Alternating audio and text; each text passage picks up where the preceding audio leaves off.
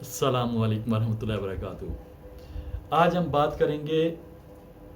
Joint family system پر۔ اکثر لوگوں نے مجھے یہ سوال کیا کہ اس حوالے سے کوئی شرعی احکامات کیا ہیں، شریعت کے اندر اس کی کیا حیثیت ہے، قرآن و سنت کی روشنی میں ہمیں آگاہ کیا جائے۔ اچھا، اس کے کچھ فوائد بھی ہیں، کچھ نقصانات بھی ہیں، لیکن فوائد اور نقصانات کے اندر اگر ہم بیلنس کر کے دیکھیں نا تو پھر نقصانات ہمیں زیادہ ہی نظر آتے ہیں۔ تو اسی طرح جس طرح کہ اللہ نے قرآن مجید میں ہمیں بتلایا کہ شراب کے اندر تم لوگوں کے لیے فائدہ ہے مگر نقصانات اس کے زیادہ ہیں۔ اچھا، وہ بھی یہاں پر ایک یہ پوائنٹ بھی میں کلیئر کرتا جاؤں کہ یہاں پر جو شراب کے اندر فائدے کا ذکر کیا گیا وہ ہیلتھ کے حوالے سے نہیں ہے، اس کے پینے کے حوالے سے نہیں، بلکہ وہ پوائنٹ یہ دیا گیا کہ فائدہ یہ ہے کہ اس کی تجارت، اس کو جو لوگ بناتے ہیں ایک لمبا سلسلہ بن جاتا ہے جس سے کہ لوگوں کو فائنانشلی فائدہ ہو سکتا ہے، لیکن ہیلتھ پوائنٹ آف ویو سے اس کے نقصانات ہے، اس کی طرف اشارہ کیا گیا ہے۔ تو اسی طرح شرعی اعتبار سے شریعت کے اندر، اسلام کے اندر فیملی، جوائنٹ فیملی سسٹم کا کوئی کنسیپٹ نہیں ہے، بالکل بھی کنسیپٹ نہیں ہے۔ ہاں، جو لوگ اس کے فوائد بیان کرتے ہیں وہ کہتے ہیں کہ جی اس کا فائدہ یہ ہے، ایک تو فینانس زیادہ نہیں لگتا، سب لوگ اکٹھے ہوتے ہیں، اخراجات کم رہتے ہیں، دوسرا لوگوں میں محبت رہتی ہے، پیار محبت ہوتا ہے، ایک دوسرے سے ملنا جلنا ہو جاتا ہے، یہ فوائد بیان کیے جاتے ہیں۔ لیکن یہ فوائد کافی حد تک ہم اگر دیکھیں تو یہ فوائد کمپلیٹلی لوگوں کو نہیں مل پاتے، بلکہ زیادہ تر جہاں پر جوائنٹ فیملی سسٹم ہوتا ہے وہاں پر کہیں نہ کہیں لڑائی جھگڑے کا عنصر باقی رہتا ہے۔ دوسری طرف جو جوائنٹ فیملی سسٹم کے مزید جو دلائل دیے جاتے ہیں ان میں یہ کہا جاتا ہے کہ جی یہ جتنے جوائنٹ فیملی سسٹم میں رہتے ہیں اس میں یہ ہے کہ پرورش اچھی ہوتی ہے اور کم و بیش بچوں کی تربیت اچھی ہو جاتی ہے، اور بڑوں کے سائے کے اندر بچوں کی تربیت جو ہے نا وہ اچھی رہتی ہے۔ یہ بھی کسی حد تک بات اگر درست مان بھی لیا جائے تو دوسری طرف اگر دیکھا جائے تو اس کے نقصانات بھی ہیں۔ اس کے نقصانات ایسے ہیں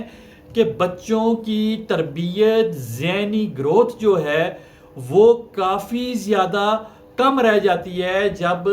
ان کے اوپر بہت زیادہ روک ٹوک کی جائے، 2 3 4 قسم کے لوگ ہوں، کہیں پر چاچا ہو گیا، کہیں پر تایا ہو گیا، کہیں پر دادا ہو گیا، والد ہو گیا، اب یہ سب لوگ مل کے اپنے اپنے انداز سے ان کو روک ٹوک کرتے ہیں، اس سے ذہنی گروتھ میں کمی آ جاتی ہے۔ اسی طرح جوائنٹ فیملی سسٹم کے اندر جو اور بڑے بڑے نقصانات اگر ہم دیکھیں تو ان نقصانات کے اندر شرعی اعتبار سے باتیں بہت زیادہ ہیں، جیسا کہ ہمیں قرآن و سنت کی روشنی میں جو چیزیں ہمیں بتلائی گئی اس میں پردے کا ایک اہم رکن ہمیں بتلایا گیا ہے، پردے کا اہتمام کرنا ہمیں سکھلایا گیا ہے، پردہ ہمارے لیے لازمی قرار دیا گیا ہے، اور غیر محرم سے خواتین کو دور رکھنا ہمیں سمجھایا گیا ہے۔ تو جوائنٹ فیملی سسٹم کے اندر جب کزنزم ہے، اگر چاچے کا بیٹا ہے، چاچے کی تائے کی بیٹی ہے، ایسے ہی آپس میں جب یہ بڑے ہوتے ہیں اور ایک ہی سسٹم کے اندر بڑے ہوتے ہیں تو یہاں پر پردے کا عنصر ختم ہوتا ہمیں معلوم ہوتا ہے۔ دوسرے نمبر پہ اللہ کے رسول صلی اللہ علیہ وسلم کی حدیث ہے، نبی پاک صلی اللہ علیہ وسلم فرماتے ہیں کہ جب پوچھا گیا کہ دیور کے بارے میں بتائیں، کیا عورت کا دیور سے پردہ بنتا ہے؟ تو نبی پاک صلی اللہ علیہ وسلم نے فرمایا کہ وہ موت ہے، وہ موت ہے۔ جب یہ موت کہہ دیا گیا کہ اس قدر زیادہ اس سے بچنا چاہیے، دیور سے پردے کی شرعی حیثیت اس قدر زور دیا گیا کہ اس کو موت قرار دیا گیا ہے۔ تو جب جوائنٹ فیملی سسٹم کے اندر آپ رہتے ہیں تو پھر دیور جیٹ سے پردے کا کنسیپٹ بھی ختم ہو جاتا ہے۔ اور اسی طرح سب سے اہم چیز ہے کہ ایک لبرٹی ہوتی ہے، کسی کی ذاتی لبرٹی ہے، وہ بھی ختم ہو جاتی ہے۔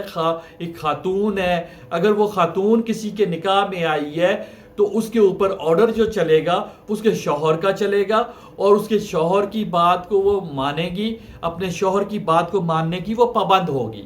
تو جوائنٹ فیملی سسٹم کے اندر 1 2 3 4 قسم کے ایسے رشتے ہوتے ہیں جو اس کے اوپر حکمرانی کر رہے ہوتے ہیں، اس کے اوپر اپنی رولنگ کر رہے ہوتے ہیں، اس کے اوپر اس کو اپنی باتیں منوانے کے لیے کہہ رہے ہوتے ہیں، اور اگر ان کی باتیں نہ مانی جائے تو پھر یہ کہا جاتا ہے کہ دیکھو یہ بڑوں کی عزت نہیں کرتی، بڑوں کا احترام اس کے اندر نہیں ہے، اس کو سلیقہ نہیں ہے، اس کی تربیت کے اندر کمی ہے۔ تو یہ ایسے کچھ قباحتیں ہوتی ہیں جس کی وجہ سے پھر بہت سی مزید ایسے عوامل سامنے آتے ہیں جس سے کہ جوائنٹ فیملی سسٹم کا شدید نقصان سامنے آیا ہے۔ تو شرعی اعتبار سے اگر دیکھا جائے تو آج بھی آپ دیکھ لیں جو شریعت کو سب سے زیادہ قریب سے سمجھنے والے لوگ ہیں وہ عرب لوگ ہیں، جن کی ثقافت انہوں نے اپنے بڑوں سے لی، ان کے بڑوں نے اپنے بڑوں سے لی، ان کے بڑوں سے، اسی طرح یہ سلسلہ صحابہ کے دور تک چلا جاتا۔ تو انہوں نے جو ثقافت لی اس ثقافت کے اندر آپ غور کریں کہ جیسے ہی وہاں پر کسی لڑکے کی شادی کر دی جاتی ہے تو اس لڑکے کو الگ سے گھر دے دیا جاتا ہے، وہ سارا نان و نفقہ کا انتظام اس کو کر کے دے دیا جاتا ہے، کاروبار کر کے اس کو دے دیا جاتا ہے، وہ شادی کر کے ایک نئے گھر کے اندر اپنی بیوی کے ساتھ شفٹ ہوتا ہے۔ دیکھیں بیوی کو گھر کی ملکہ یا حکمران کہا گیا ہے۔ تو جوائنٹ فیملی سسٹم کے اندر سب سے بڑا پرابلم یہ ہے کہ ایک حکمران نہیں ہوتا، وہاں پر کئی حکمران ہوتے ہیں، جس سے کہ سارا گھر کا سسٹم تباہ ہو کر رہ جاتا ہے، اور پھر اس کی وجہ سے پھر بہت زیادہ فائنینشلی پرابلم بھی ہو سکتے ہیں، اس کی وجہ سے بچوں کی تربیت، ذہنی افزائش پہ بہت سے ایسے اقدامات سامنے آتے ہیں کہ ان کی ذہنی افزائش نہیں ہوتی، اور وہ ایک ڈر، خوف، دبدبے کے اندر رہتے ہوئے ان کی ذہنی نفسیاتی گروتھ نہیں ہو پاتی۔ تو یہی وجہ ہے کہ اسلام کے اندر کہیں بھی ایسا نہیں ہے کہ جوائنٹ فیملی سسٹم لازمی ہے اور جوائنٹ فیملی سسٹم کو پروان چڑھایا گیا ہو۔ اگر ایسا ہوتا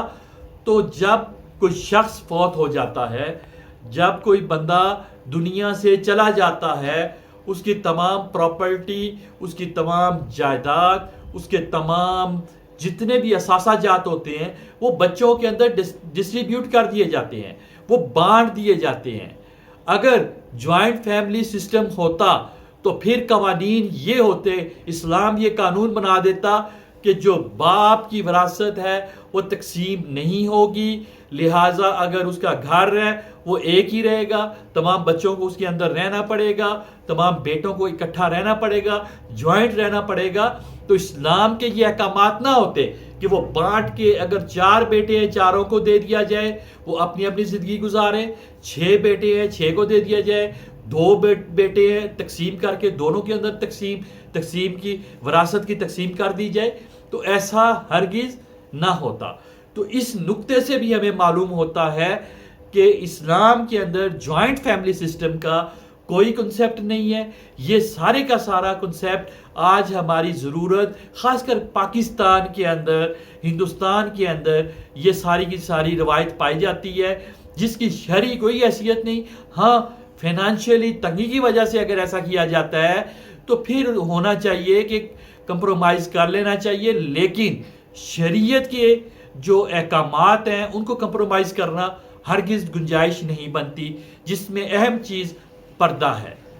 اگر پردے کو آپ قائم کر سکتے ہیں جو کہ ایک چھت کے نیچے ممکن تو نظر نہیں آتا، اگر ممکن ہو سکتا ہے تو پھر تو آپ لوگ جوائنٹ فیملی سسٹم کو اختیار کر سکتے ہیں، لیکن یہ ذہن میں رکھتے ہوئے کہ اسلام نے آپ کو پابند نہیں کیا کہ آپ جوائنٹ فیملی سسٹم کے اندر رہیں، صرف اپنی مجبوری کو سامنے رکھتے ہوئے آپ اس سسٹم کا حصہ بن سکتے ہیں۔ انشاءاللہ تعالیٰ اسی قسم کے مزید اگر کوئی سوالات ہوں وہ آپ نے ہم سے لازمی کرنے ہیں۔ اب کیونکہ کافی گیپ کے بعد ہم نے ویڈیوز بنانا شروع کی ہیں، اور انشاءاللہ تعالیٰ اب ریگولر آپ کو ویڈیوز ملیں گی، اور آپ کے جتنے بھی سوالات ہمارے پاس آئے ہوئے تھے ان کے مطابق انشاءاللہ تعالیٰ روزانہ ہم کوئی نہ کوئی نئی ویڈیو بنا کر آپ تک پہنچائیں گے۔